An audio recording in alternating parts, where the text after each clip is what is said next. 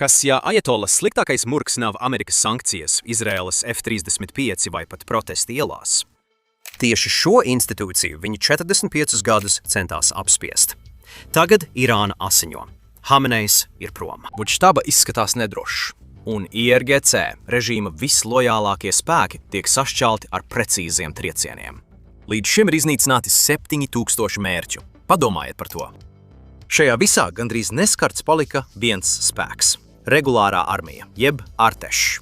Šeit lietas kļūst interesantas. Kamēr pasaule pievērš sprādzieniem, fonā īstenojas daudz klusāks plāns. ASV un Izraēla grauj režīmu, vienlaikus saglabājot vienīgo institūciju, kas to varētu aizstāt. Ajatols no šīs plaisas baidījās kopš 1979. gada, un tā kļūst plašāka. Šeit Trumpa lielais plāns salieks kopā. Palieciet ar mums, jo šis ir stāsts, ko ajatolas nevēlas atklāt par iespējamu Irānas iekšēju sabrukumu. CIA masveidā iesaistījās sarunājoties ar armijas vadītājiem, kuri iespējams būtu gatavi to darīt. Graut režīmu, lai vēl vairāk to tuvinātu sabrukumam un pārņemt varu, palīdzot destabilizēt valsti. Viss sākās ar režīma kļūdu pirms gadu desmitiem. Pēc 1979. gada revolūcijas mulas izdarīja drosmīgu soli. Lai saglabātu varu un drošību, viņi uzskatīja, ka nacionālā armija nepietiek. Tāpēc viņi izveidoja konkurējošu militāru spēku, un šis spēks ir IRGC, jeb Islāma revolucionārās gvardes korpus.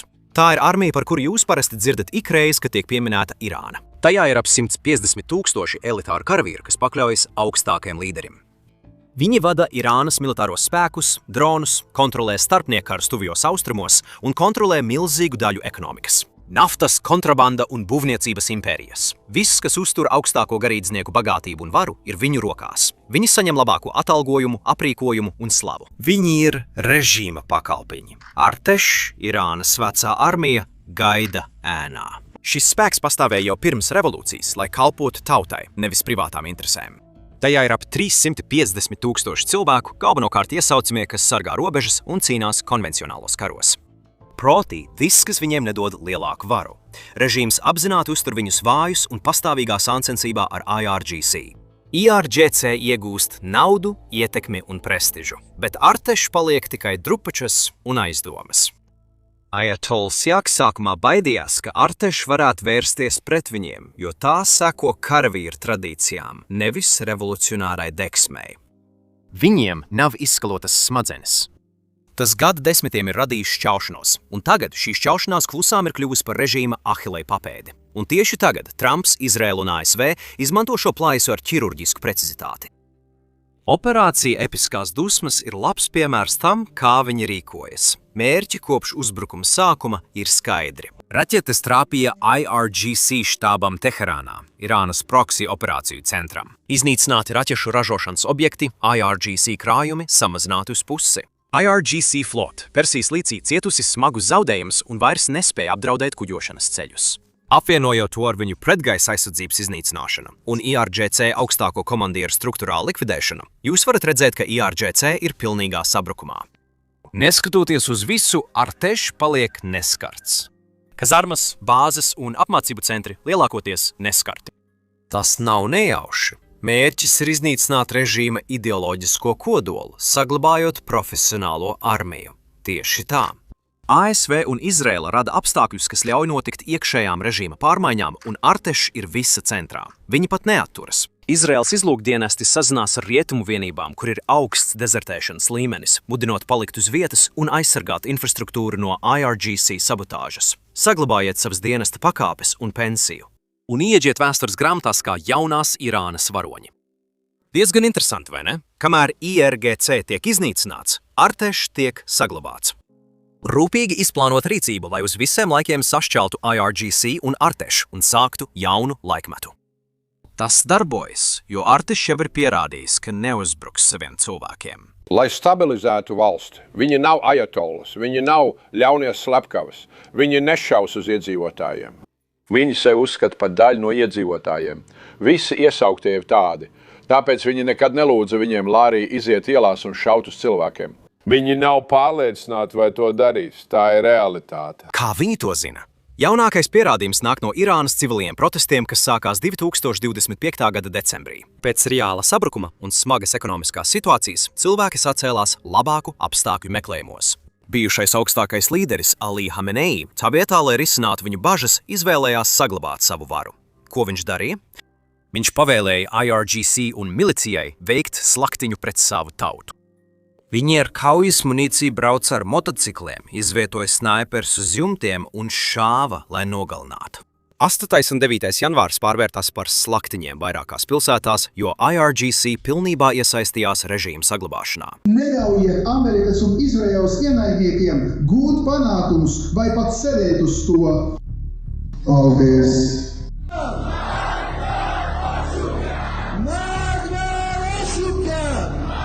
Artešs rīkojās citādi. Viņi vienmēr atteikušies no represijas, uzsverot, ka viņu uzdevums ir aizsargāt tautu, nevis režīmu. Saņemot pavēles, viņi reaģēja lēnāk. Tanki palika garāžās, smagie ieroči neizbrauca, dažas vienības vilcinājās, izsakot neskaidrus paziņojumus par infrastruktūras apsargāšanu. Darbību kontrasts nevarēja būt lielāks, taču iemesls ir vienkāršs. IRGC kaujinieki ir fanātiķi, kas uzticīgi tikai grezni dzīvojošiem augstākiem līderim. Arteši iesaucamie ir parasti cilvēki no protestētāju rajoniem, mazāk ideoloģiski un ciešāk saistīti ar cilvēkiem uz ielas.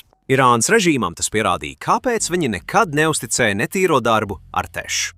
Karavīri vispirms uzskata sevi par irāņiem, tikai tad par režīmu pārstāvjiem.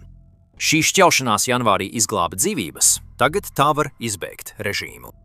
Tagad situācija atšķiras no tās, kāda bija pirms dažām nedēļām. Ali Hamenei vairs nav. Radikāļi izmisīgi rosās, bet Artešs tagad ir visspēcīgākā palikusī institūcija. Kā Artešs no malā nostumtas Nacionālās armijas kļūst par spēku, kas gāž IRGC un maina režīmu.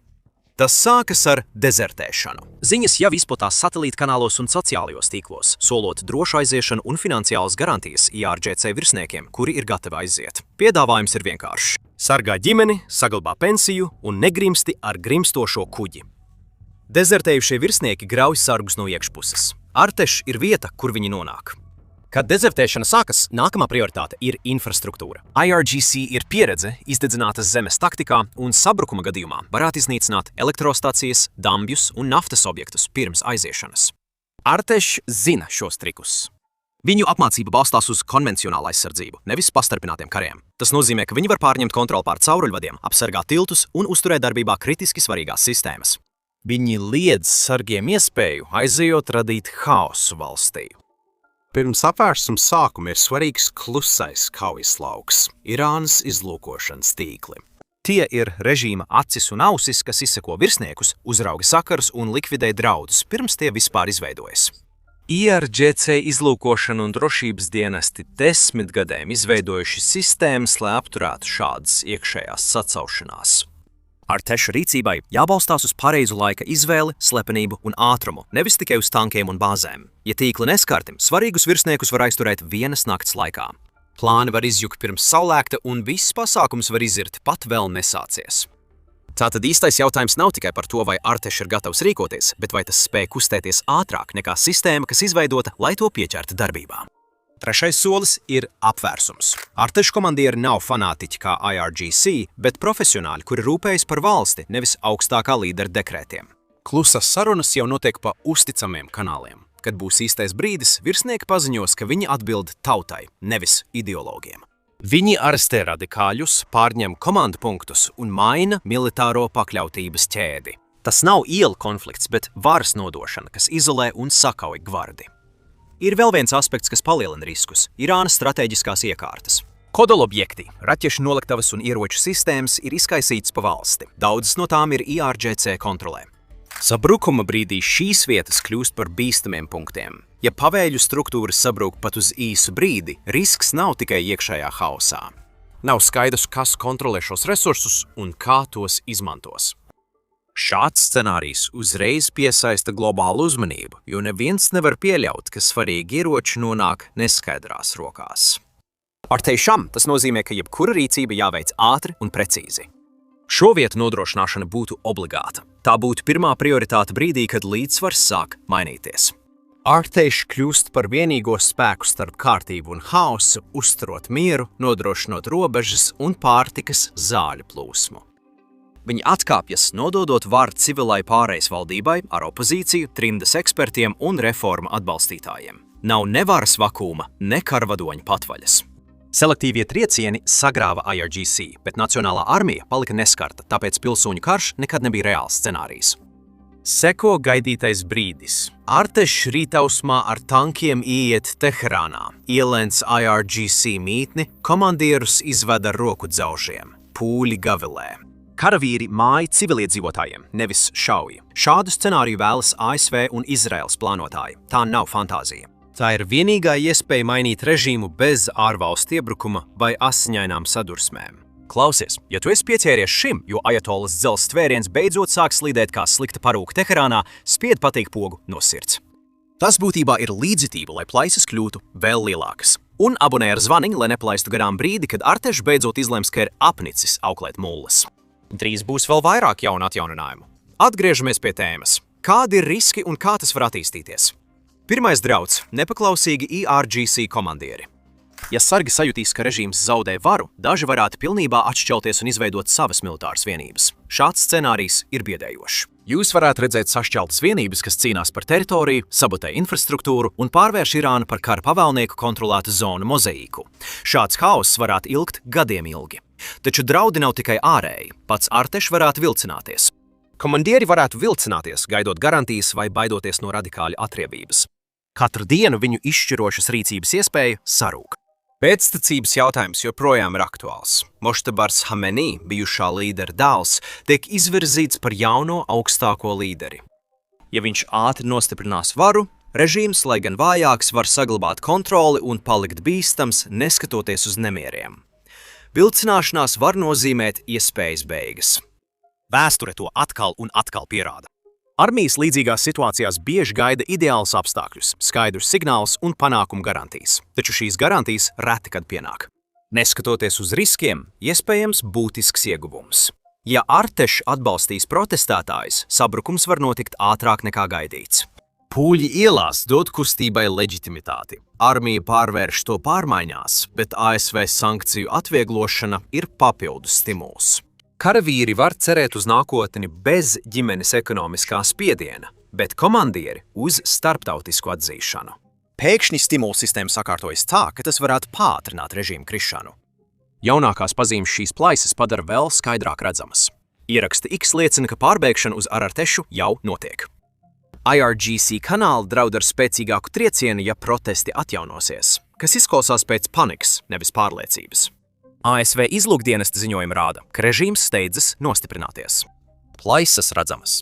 Tas ir novājināts un balstās uz bailēm, nevis lojalitāti. Katru dienu, kad Artešs paliek lojāls, ir vēl viena diena, kad Irāņi cieš no sankcijām, un vēl viena diena, kad režīms eksportē teroru uz ārzemēm. Vēsture māca, kas notiek, kad armijas maina lojalitāti. 2011. gadā Eģiptē armijas neutralitāte gāza Mubāraku tikai dažu dienu laikā. Padomju Savienībā armijas šķelšanās vēl straujāk pātrināja sabrukumu. Analītiķi spriež, vai Artešs saglabās neutralitāti, sašķelsies vadība vai paralēlās komandas struktūras vienkārši sabruks spiediena dēļ. Režīms paredzēja šo un izveidoja vairākus kontroles slāņus. IRGC ir augstāk par armiju. Basīģi ir iesakņojušies dažādās kopienās, komandšēdes apzināti sajauktas. To tika darīts, lai armija nevērstos pret garīdzniekiem, bet tagad, pēc protestiem, ekonomikas sabrukuma un mērķētiem triecieniem, plaisas pieaug ātrāk nekā gaidīts. Tas, kas kādreiz aizsargāja režīmu, tagad ir trausls un viegli ievainojams. Patiesā likme šeit ir vienkārša. Kad armijas maina lojalitāti no režīma uz tautu, diktatori krīt. Irāna šobrīd ir izvēles priekšā.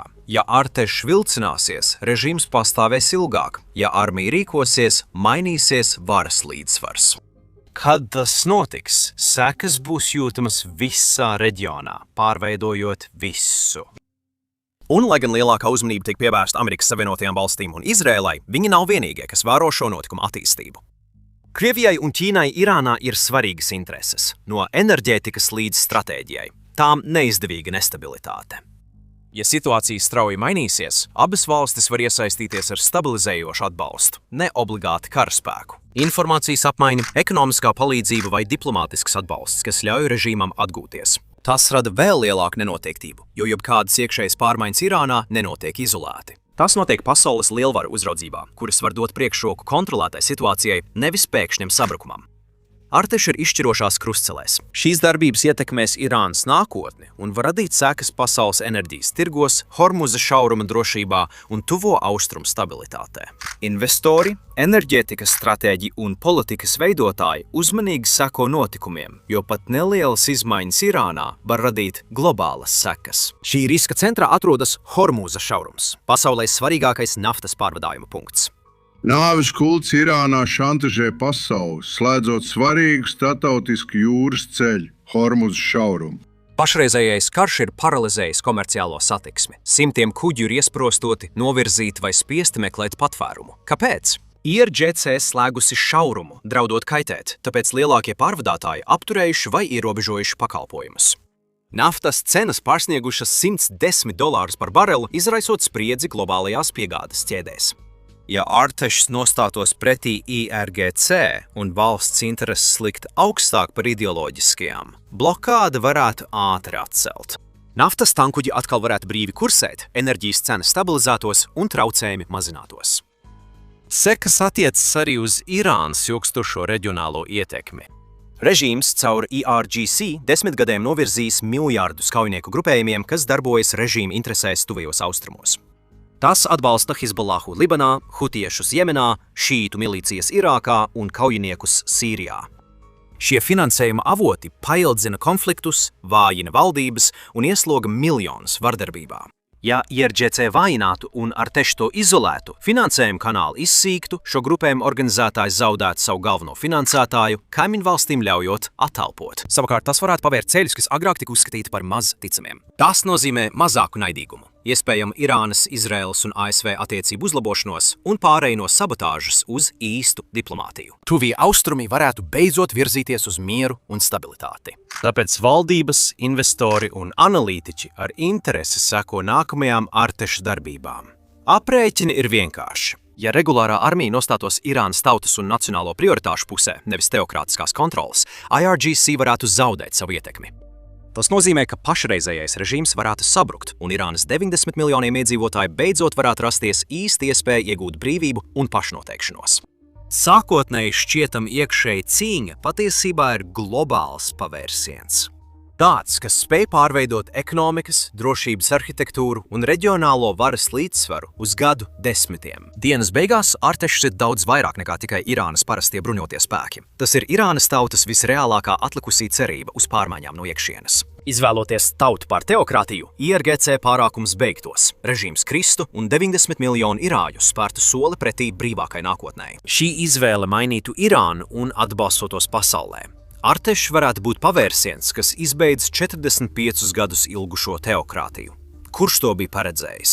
Ja šis iekšējais izklāsts liek tev kliegt beidzot pie ekrāna, nospied patīk, lai izplatītu šo ziņu. Abonē tagad, lai būtu pirmajās rindās, kad nākamreiz notiks kāds hauss vai brīvības vilnis. Jo šim stāstam ir vairāk pavērsienu nekā Teherānas sastrēgumā. Tiekamies nākamreiz!